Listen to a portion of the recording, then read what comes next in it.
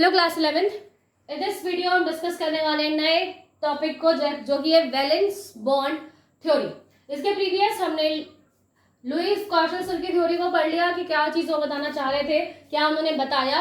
उन्होंने बिल्कुल बताया कि किस तरीके से बॉन्ड के बीच, दो एटम्स के बीच में बॉन्ड अटैच होते हैं, डबल बॉन्ड ट्रिपल बॉन्ड किस तरीके से बनता है, ये सब उन्होंने बताया। लेकिन फिर भी शेप के रिगार्डिंग, यानी कि शेप कैसा हो सकता है किसी भी स्ट्रक्चर का, ऑल्सो जो केमिकल बॉन्ड है वो proper noun bonding, bonding bonds क्या है, ये सब सारी चीजें उन्होंने प्रॉपर नहीं बताई। तो ये चीजें बताई, हमें पता चली VSAPR थ्योरी में, वैलेंशियल इलेक्ट्रॉन पेयर रिपल्शन थ्योरी में हमें इसके बारे में पता चला कि बॉन्ड है, रिपल्शन फील्ड है, रिपल्शन की वजह से स्ट्रक्चर है, स्ट्रक्चर में चेंज होता है। बट फिर भी अभी बहुत सारे ऐसे फिनोमिनन है जो प्रॉपर, जैसे bond enthalpy, bond length, bond radius, इन सब चीजों के बारे में अभी प्रॉपर चीजें नहीं पता चली कि ये कैसे पता चलेगा। बाकी तो हमने स्ट्रक्चर देख लिया, जो कि प्रीवियस हमने देखा VSAPR थ्योरी में स्ट्रक्चर हमें दिख गए, नॉन बॉन्डिंग, बॉन्डिंग बॉन्ड कहाँ कैसे अरेंज है, ये सब हमें दिख गया। लेकिन जो बॉन्ड एंथैल्पी है कि क्यों जब आप किसी एटम को बनाते हैं तो वहां पर एनर्जी क्यों देनी पड़ रही है, या एनर्जी रिलीज होती है तो उतनी ही एनर्जी, या जो एक फिक्स अमाउंट ऑफ एनर्जी आपको ऑलवेज मिल रही है तो वो क्यों होता है, ये सारी चीजें हमें नहीं पता चली। तो यहाँ पर एक न्यू थ्योरी आई जिसका नाम है वैलेंस बॉन्ड थ्योरी। ये थ्योरी एक्चुअली दी थी हिटलर ने,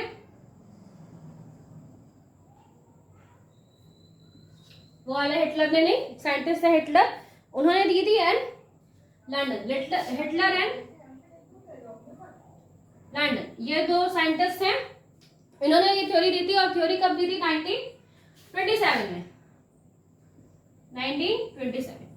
सो जो ये एरा है हमारा 90s का, वहां पर बहुत सारी चीजें पता चली थी, golden era. Okay fine. So यहाँ पर क्या है कि हिटलर और लंडन दो साइंटिस्ट थे, इन्होंने थ्योरी दी वैलेंस बॉन्ड थ्योरी इन 1927।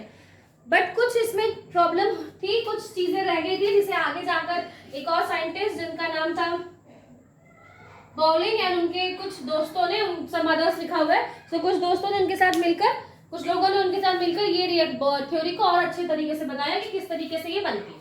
ठीक है, तो ये दो साइंटिस्ट, तीन साइंटिस्ट जो भी है यहाँ पर उनका प्रॉपर रोल पे है, जो कि हमें बताते हैं कि जो भी दो एटम्स है जो आपस में जाकर अटैच हो रहे हैं, तो जब वो अटैच होते हैं तो वहां पर ऑर्बिटल्स कैसे होते हैं, इलेक्ट्रॉनिक कॉन्फ़िगरेशन क्या है, हाइब्रिडाइजेशन क्या है, ये सारी चीजें हमें यहाँ पर बताई। ठीक है, सो वो हम एक एक करके देखेंगे भी कि ऑर्बिटल अगर अटैच होते हैं तो वो कैसे एंड ऑल, ये हम नेक्स्ट वीडियो में आपको बताएंगे। लेकिन हम फिलहाल यहाँ पर इस थ्योरी में क्या बताया गया ये बताने वाले हैं। सो बेसिक इन्होंने बताया क्या, स्टार्ट करते हैं उसको, जो मेन पॉइंट है हमारा। इन्होंने एक्चुअली एग्जाम्पल लिया H2 का। H2 का एग्जाम्पल क्यों लिया? हाइड्रोजन बहुत छोटा है, जस्ट एक इलेक्ट्रॉन ही है इसके साथ, तो जो चीजें हम करवा रहे हैं या जो चीज हम देखना चाहते हैं वो जस्ट पहले एक इलेक्ट्रॉन के साथ देखें, देन आगे हायर इलेक्ट्रॉन्स के साथ देखेंगे। तो इसने पहले यहाँ पर यूज किया हाइड्रोजन को। हाइड्रोजन, दो हाइड्रोजन, एक ये हाइड्रोजन, मैं उसका न्यूक्लियस बना रही हूँ पॉजिटिव चार्ज, और ये हाइड्रोजन। सो एक हाइड्रोजन को उन्होंने नाम दिया HA, एक को नाम दिया HB। इन दोनों के बीच की बॉन्डिंग देखनी है ना कि कैसी बॉन्डिंग है, क्या है। तो यहाँ पर इन्होंने पहले एक हाइड्रोजन को यहाँ पर नाम दिया है HA, दूसरे को इन्होंने नाम दिया HB। नेक्स्ट जो इसका न्यूक्लियस है, अब इनके न्यूक्लियस को भी कुछ नाम दिया गया, तो न्यूक्लियस के लिए आप सिंपल N यूज करते हैं ना, तो यहाँ पर ये क्या है Na, ये H वाला हाइड्रोजन, HA वाला जो हाइड्रोजन है उसका न्यूक्लियस, और यहाँ पे इन्होंने लिखा है HB, यानी कि जो दूसरा हाइड्रोजन H2 में दो हाइड्रोजन होंगे ना, एक दो हाइड्रोजन A और B, तो A और B के लिए यहाँ पे Na यूज किया। हम इसके हाइड्रोजन के न्यूक्लियस की बात कर रहे हैं, HB मतलब इसके हाइड्रोजन के न्यूक्लियस की बात कर रहे हैं। ओ सॉरी, N भी लिखना चाहिए, न्यूक्लियस है ना, N। ओके, नेक्स्ट अब क्या है, इन दोनों के पास एक एक इलेक्ट्रॉन है, बिल्कुल है, एक एक इलेक्ट्रॉन है यहाँ पर इनके पास। सो इसका इलेक्ट्रॉन, यानी कि इस वाले हाइड्रोजन जो कि हाइड्रोजन A है, इसका इलेक्ट्रॉन हम यहाँ बनाते हैं। इलेक्ट्रॉन पे क्या चार्ज? माइनस चार्ज, तो एक माइनस चार्ज यहाँ पे लिख रहे हैं A और A, E और A, मतलब इलेक्ट्रॉन है, माइनस चार्ज है, तो मतलब इलेक्ट्रॉन, किसका इलेक्ट्रॉन है? A वाला, A यानी हाइड्रोजन जिसपे A लिखा हुआ है वो वाला इलेक्ट्रॉन यहाँ पर। नेक्स्ट ये इसके पास भी, ये भी हाइड्रोजन है तो इसके पास भी एक इसका इलेक्ट्रॉन होगा, तो वो हम यहाँ बनाते हैं नेगेटिव चार्ज इलेक्ट्रॉन, इलेक्ट्रॉन के लिए ई किसका है, इस वाले का, इसने यहाँ पर बी, ई बी, इस वाले एच का है। तो इस तरीके से ये अरेंज है। फाइन, चलो तो यहाँ पर क्या हो गया कि यहाँ पर दो बॉन्ड्स बने, पहले से थे जो पहले Na बिकॉज Ha का न्यूक्लियस, Ha के इलेक्ट्रॉन पहले से थे यहाँ पर और उनके बीच में अट्रैक्शन है, बिकॉज उनके बीच में अट्रैक्शन है तभी तो वो एक सेल में अरेंज्ड है। दूसरा Hb के इलेक्ट्रॉन, Hb का इलेक्ट्रॉन और Hb की शेल, इनके बीच में भी अट्रैक्शन आपको मिलेगा, ये पहले से पेयर बने हुए। तो इन पेयर्स को जो यहाँ पे डेड डायरेक्ट दिखाई गए, इन पेयर को हम क्या बोलते हैं, ओल्ड पेयर्स। ये क्या है, ओल्ड बॉन्ड है या ओल्ड बॉन्ड यहाँ पर पहले से बने हुए, ओल्ड फोर्सेस, फोर्सेस कह सकते हैं। हाँ यस ऑफ कोर्स, बिकॉज ये क्या अट्रैक्शन ही तो है आपस में इन दोनों के, ये इनके बीच का अट्रैक्शन, इनके बीच का अट्रैक्शन, तो ये प्रीवियस पुराना अट्रैक्शन जो पहले से ही एक सेल और एक उसके इलेक्ट्रॉन के बीच में लग रहा है। अब ये बहुत दूर है, जब ये आप एक दूसरे से बहुत दूर होते हैं तो फर्स्ट पॉइंट आप यहाँ से मेरा सुनो कि फर्स्ट पॉइंट क्या है कि ये बहुत दूर है, एक दूसरे से बहुत फार अवे, बहुत ज्यादा दूर है, एक एक एटम इनका बहुत ज्यादा डिस्टेंस पे है, एंड डिस्टेंस की वजह से नो अट्रैक्शन, यहाँ पर कोई फोर्स ऑफ अट्रैक्शन या कोई भी अट्रैक्शन या कोई भी फोर्स यहाँ पर अप्लाई नहीं हो रहा है। ठीक है, सो फर्स्ट हमने यहाँ पर पढ़ा कि ये काफी डिस्टेंस पे है, बहुत दूर है, कोई भी फोर्स ऑफ अट्रैक्शन यहाँ पे आपको नहीं दिखे। नेक्स्ट, अब क्या होगा, ये थोड़ा थोड़ा पास आना स्टार्ट करेंगे, थोड़ा थोड़ा ये न्यूक्लियस आपस में, मतलब ये जो न्यूक्लियस है ये दोनों आपस में पास आना स्टार्ट करेंगे। तो जब पास आएंगे तो एक्चुअली क्यों आ रहे हैं पास, रीजन क्या है, रीजन ये है, ये क्या है, पॉजिटिव, ये negative, positive negative opposite charge, और अपोजिट चार्ज हमेशा क्या करते हैं, अट्रैक्ट करते हैं। सो ये इसे अट्रैक्ट करेगा और ये इसे अट्रैक्ट करेगा, तो यहां पर क्या लग रहा है, एक अट्रैक्शन फोर्स लग रहा है। ठीक है, क्या लग रही है, अट्रैक्शन फोर्स, और ये कैसा है, न्यू फोर्स, एक नया तरीके का फोर्स यहाँ पर लग रहा है। क्यों, बिकॉज ये पॉजिटिव है, पॉजिटिव की टेंडेंसी है कि वो नेगेटिव की तरफ जाएगा और नेगेटिव की टेंडेंसी होती है कि पॉजिटिव की तरफ जाएगा, तो यहाँ पर एक न्यू अट्रैक्शन लगेगा।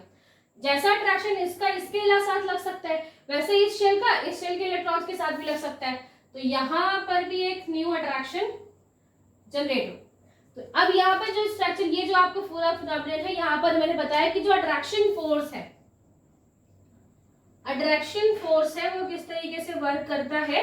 अट्रैक्शन फोर्स में क्या हो रहा है, जो A का न्यूक्लियस है, Ha का न्यूक्लियस यानी Na, वो अट्रैक्ट करेगा EB को यानी HB के इलेक्ट्रॉन को, एंड वही NB यानी कि इसका जो न्यूक्लियस है वो इसके इलेक्ट्रॉन्स को, यानी कि सिंपल अगर मैं यहाँ पर लिख दूं कि इसका जो न्यूक्लियस है, पॉजिटिव चार्ज है, वो इसके इलेक्ट्रॉन की तरफ अट्रैक्ट हो रहा है, इसके नेगेटिव की तरफ, और इसका जो पॉजिटिव चार्ज है वो इसके न्यूक्लियस की तरफ अट्रैक्ट हो रहा है। तो इस तरीके से दोनों की तरफ क्या हो रहा है, अट्रैक्शन दोनों तरफ से यहाँ पर लग रहा है। अब जब ये क्या हो रहा है, अब ये क्लोज आ रहे हैं एक दूसरे के, ये जो शेल है वो धीरे धीरे क्या आ रही है, क्लोज आ रही है, पास आती जा रही है। तो जब ये एक दूसरे के पास आते जाएंगे तो एक ऐसा टाइम आएगा कि जब ये दो शेल यानी जो दो न्यूक्लियस है ये भी तो पास आ जाएंगे, बिकॉज ये इसके पास जा रहा है, ये इसके पास जा रहा है, ये इसके पास जा रहा है। ठीक है, बट ये अकेले थोड़ा ना जा रहा है, ये इस इलेक्ट्रॉन्स को भी तो अपने साथ लेकर जा रहा है, और ये वाला इलेक्ट्रॉन भी इस इलेक्ट्रॉन्स को अपने साथ लेकर जा रहे हैं। तो जब ये दो सेल यानी कि दो न्यूक्लियस एक दूसरे के पास आ जाएंगे, एट दैट पॉइंट इनके बीच में रिपल्शन होगा। क्यों, because positive ripple, negative ripple, यानी कि सेम चार्जेस रिपल्शन फील करते हैं। तो ये आप बहुत पहले से जानते हो, opposite charges attract, same charges ripple, तो यही पे यहाँ पे काम हो रहा है, रिपल्शन होगा। रिपल्शन भी किस डायरेक्शन में, ये अलग डायरेक्शन में जाएंगे, ये अलग डायरेक्शन में जाने लगेंगे, और यहाँ पर ये अलग डायरेक्शन में जाने लगेगा और ये अलग डायरेक्शन में जाने लगेगा। इन्हीं को इन्होंने इस चीज को अलग से बनाया है, कुछ इस तरीके से, ये और ये कुछ इस तरीके से इन्होंने यहाँ पर बनाया। ये बेसिकली अट्रैक्ट रिपल्शन दिखा रहे थे कि किस तरीके से जो पॉजिटिव चार्ज है वो अपने आप को रिपल करेगा, वैसे ही जो इलेक्ट्रॉन इलेक्ट्रॉन से वो आपस में एक दूसरे को रिपल करेंगे। तो अब अगर ये क्या है, पहले मैंने क्या दिखाया था, अट्रैक्शन दिखाया था, ये न्यू बॉन्ड्स के थ्रू अट्रैक्शन, बट जब ये है या फिर जो आप ये बॉन्ड्स आप बना देंगे तो ये बॉन्ड यहाँ पर क्या दिखा रहे हैं, रिपल्शन। ये क्या दिखा रहे हैं, रिपल्शन फोर्स।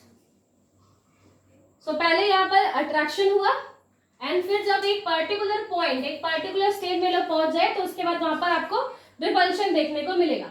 सो ये जो चीज यहाँ पर वर्क हुई है, अब ये क्या होगा, बिकॉज पहले अट्रैक्शन हो रहा था तो ये पास में आ रहे थे, देन रिपल्शन की थोड़ा दूर जाने लगे, तो बीच में एक ऐसा पर्टिकुलर पॉइंट आएगा जहां पर जो फोर्स ऑफ अट्रैक्शन है, जो हमारा फोर्स ऑफ अट्रैक्शन है वो बिल्कुल इक्वल हो जाएगा फोर्स ऑफ रिपल्शन के, ठीक है।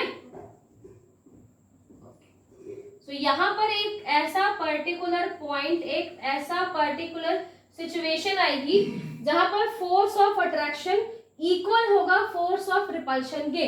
दैट मीन्स अगर एग्जांपल ले ले कि ये दो क्या है, ये दो सेल, ये पहले एक दूसरे से बहुत दूर थी, कोई प्रॉब्लम नहीं है, कुछ नहीं लग रहा है, इनमें कोई डिस्टेंस नहीं है, दिक्कत नहीं। अभी धीरे धीरे क्या आ रहे हैं, पास आ रहे हैं, बिकॉज अट्रैक्शन लग रहा है। अभी स्टार्टिंग में क्या है, उनको उनके इलेक्ट्रॉन से अट्रैक्शन फील हो रहा है, थोड़ा थोड़ा पास में आ रहे हैं। जब ये ज्यादा पास आने लगे तो इनमें क्या हो गया, रिपल्शन होने लगा, ये वापस चले गए। बट एक ऐसे पोजिशन, एक ऐसे पर्टिकुलर पॉइंट पे आप पहुंचे जहां पर अट्रैक्शन भी इक्वल है, यानी कि ये वाला बॉन्ड, ये वाला इलेक्ट्रॉन, सॉरी ये वाला शेल, इसके न्यूक्लियस, ये वाला न्यूक्लियस इसके इलेक्ट्रॉन पे और इसका न्यूक्लियस इसके इलेक्ट्रॉन पे प्रॉपर अट्रैक्शन शो कर रहे हैं, और ये दोनों एक दूसरे को प्रॉपर रिपल्शन शो कर रहे हैं, एग्जैक्ट सेम। जितना अट्रैक्शन लग रहा है उतना ही रिपल्शन लग रहा है, तो ये दोनों क्या हो जाएंगे, स्टेबल।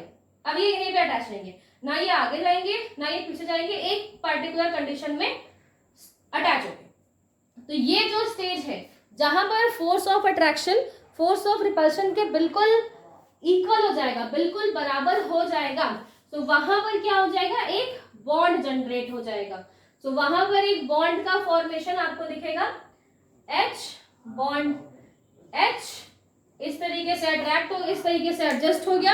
एक्चुअली ये इस तरीके से एडजस्ट क्यों है, बिकॉज मैंने आपको बताया था कि ये जो डिस्टेंस है इनके बीच का रेडियस, एक एटम से दूसरे एटम के रेडियस के बीच के डिस्टेंस बता चुके हैं आपको, ठीक है। ये बॉन्ड लेंथ या कोई भी जैसे आपको यहाँ पे लिखते हैं ऑक्सीजन को हाइड्रोजन के साथ अटैच किया तो इसके बीच की एक डिस्टेंस होती है, तो ये एक्चुअली क्या, ये बॉन्ड लेंथ है वगैरह। तो ये कैसे मेजर होते हैं, ये इस पर्टिकुलर पॉइंट पे जाकर वहां पर स्टॉप हो जाते हैं, रुक जाते हैं, जहां पर अट्रैक्शन रिपल्शन इक्वल हो जाता है, ना तो ज्यादा अट्रैक्शन फील हो रहा है ना ही ज्यादा रिपल्शन फील हो रहा है। तो उस कंडीशन में दोनों स्टेबल हो जाते हैं और एक बॉन्ड का फॉर्मेशन होता है। तो वैलेंस बॉन्ड थ्योरी में ये बताना चाह रहे थे कि किस तरीके से चार्जेस में पहले अट्रैक्शन फोर्स लगता है, फिर एक रिपल्शन फोर्स लगता है, एंड जब अट्रैक्शन और रिपल्शन फोर्स इक्वल तो एक बॉन्ड का फॉर्मेशन हो जाता है, ठीक है। सो ये थ्योरी मैंने आपको यहाँ पर बताई। आई होप आपको ये चीजें यहाँ पर समझ में आई होंगी। जस्ट एक और पॉइंट है इसका, जो कि एक ग्राफ प्रेजेंटेशन है।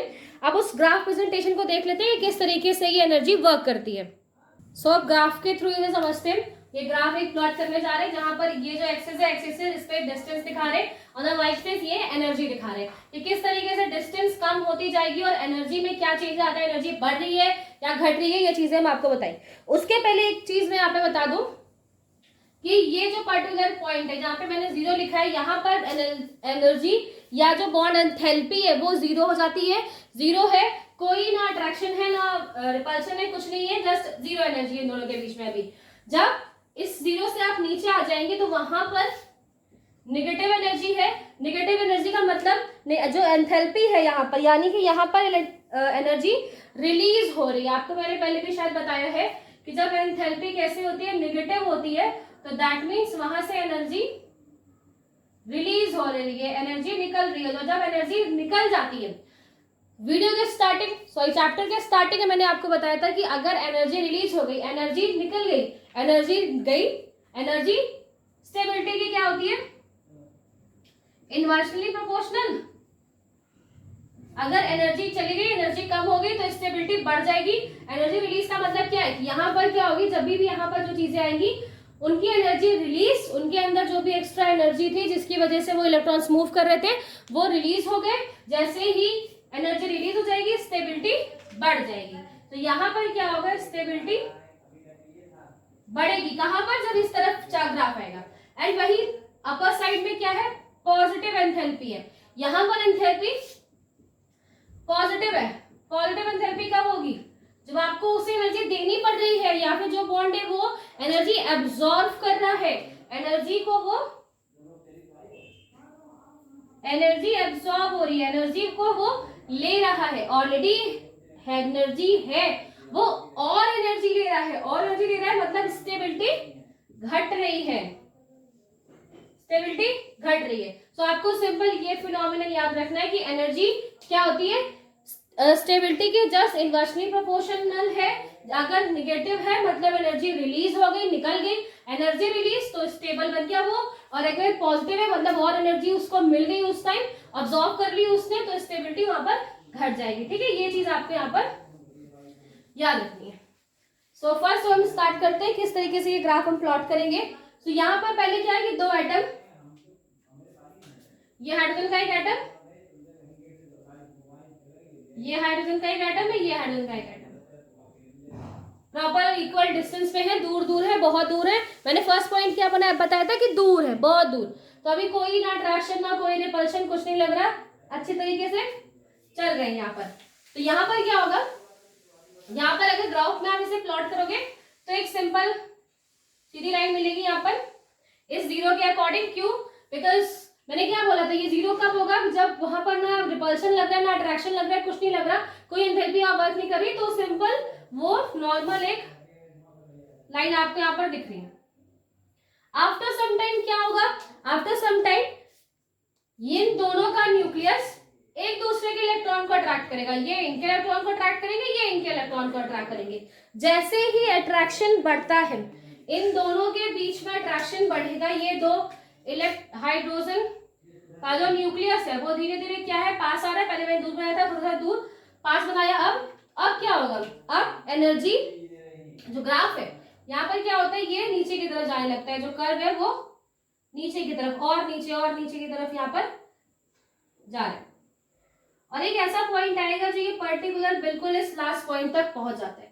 और जब ये लास्ट पॉइंट पे पहुंचेगा, लास्ट पॉइंट पे ये तब पहुंचेगा जब ये दो है वो एक दूसरे के इतने ज्यादा पास आ चुके हैं कि उनके बीच में क्या है, जो रिपल्शन, अभी मैंने आपको बताया था कि जो रिपल्शन है और जो अट्रैक्शन है, पहले तो यहाँ पर अट्रैक्शन लग रहा था, अट्रैक्शन लगते लगते अब वो एक ऐसे पर्टिकुलर पॉइंट पे पहुंच जाएंगे जहां पर उनका रिपल्शन और अट्रैक्शन दोनों इक्वल हो चुका है, और ये H और H आपस में कंबाइन होके H2 बन गए।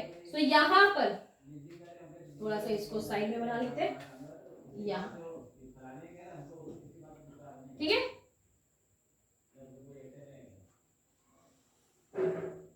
ये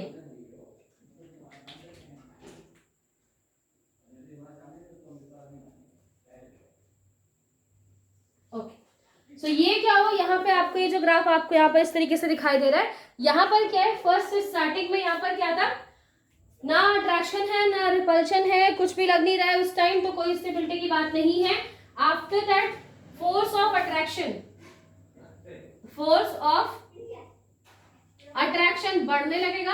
जैसे जैसे जैसे फोर्स ऑफ अट्रैक्शन यहाँ पे बढ़ेगा, ये इलेक्ट्रॉन्स के बीच की जो दूरी है वो कम होती होती चली जाएगी, और उसके बाद जस्ट पर्टिकुलर यहाँ पॉइंट पे पहुंचेगा तो यहाँ पर लगेगा फोर्स ऑफ रिपल्शन।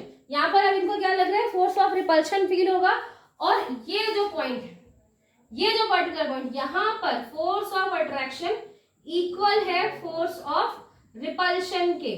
तो यहाँ पर क्या हो गया, force of attraction force of repulsion के बिल्कुल इक्वल इस पॉइंट पर, और ये क्या हो जाएगा, स्टेबल हो जाएगा। और यहाँ पर ये यहाँ पर एनर्जी थी ना, तो कितनी एनर्जी वो रिड्यूस कर रहा है, तो यहाँ पर स्टार्टिंग में उनकी एनर्जी का जीरो था, लेकिन धीरे धीरे धीरे क्या हो रहा है, अब ग्राफ नीचे की तरफ जा रहा है, तो एनर्जी यहाँ पर रिलीज करता हुआ आ रहा है। और कितनी एनर्जी ये रिलीज करता है, ये यहाँ पर रिलीज करेगा 435.8 किलो कैलोरी।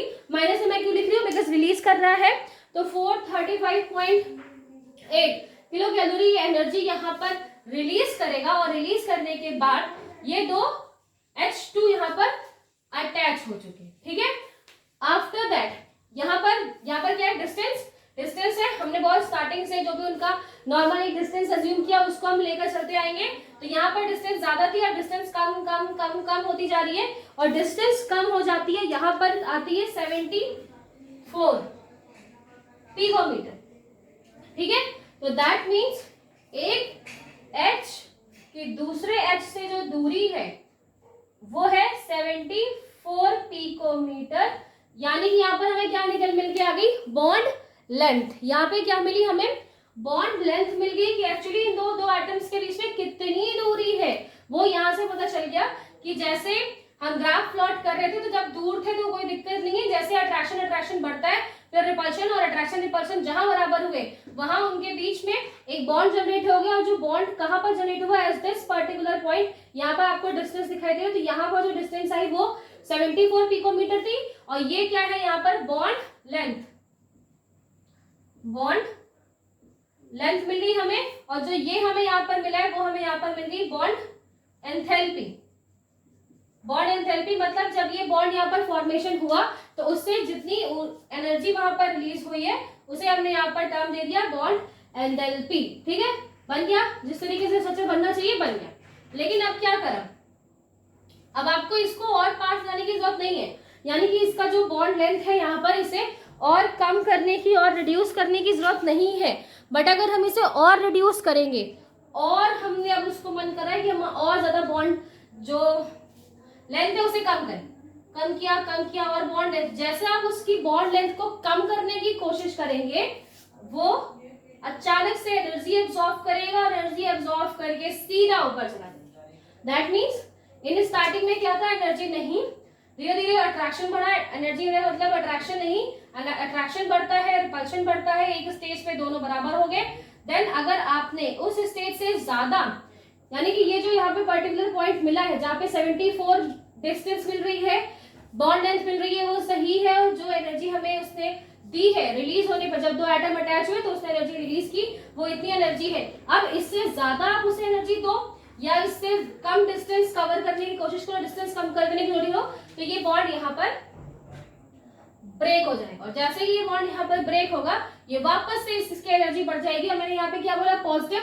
अगर एंथैल्पी पॉजिटिव हो जाएगी तो दैट मीन्स वो क्या कर रहा है, वो एंडोथर्मिक हो गया। एंडोथर्मिक क्या होता है, एंडोथर्मिक मतलब वो एनर्जी ले रहा है, और अगर वो एनर्जी ले लेगा वापस तो अगेन अनस्टेबल। बट इस स्टेज में जहां पर दोनों चीजें बराबर थी तो वहां पर क्या होता है, स्टेबल हो जाता है, force of attraction force of repulsion बराबर। तो यहाँ पर ये स्टेबल है, क्यों, क्योंकि उसने एनर्जी रिलीज कर दी, माइनस में एनर्जी रिलीज कर दी, स्टेबिलिटी को गेट कर लिया। तो ये जो ग्राफ है ये हमें ये बताता है कि किस तरीके से जो दो एटम्स हैं वो एक दूसरे पर अट्रैक्शन लगाते हैं, देन रिपल्शन, एंड रिपल्शन के थ्रू ये ग्राफ इन्होंने यहाँ पे बताया।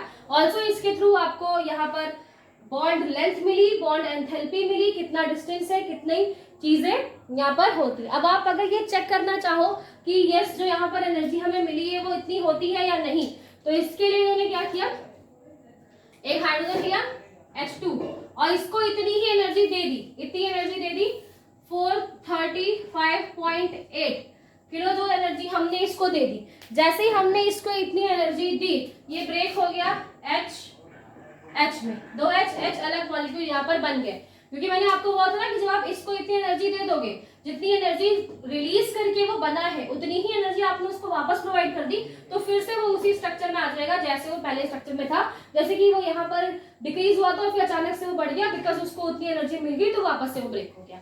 तो इस तरीके से आपको यहाँ पर ये थ्योरी बताती है कि किस तरीके से दो अलग अलग न्यूक्लियस हैं, उनके बीच में अट्रैक्शन लगता है, रिपल्शन लगता है, और किस तरीके से वो स्टेबल होते हैं, कितनी बॉन्ड लेंथ होगी उनके बीच में, कितनी उनको एनर्जी देनी पड़ेगी, वो भी इन सारी चीजों इस थ्योरी से हमें पता चलता है। सो यहाँ पे हमने डिस्कस किया about the valence bond theory.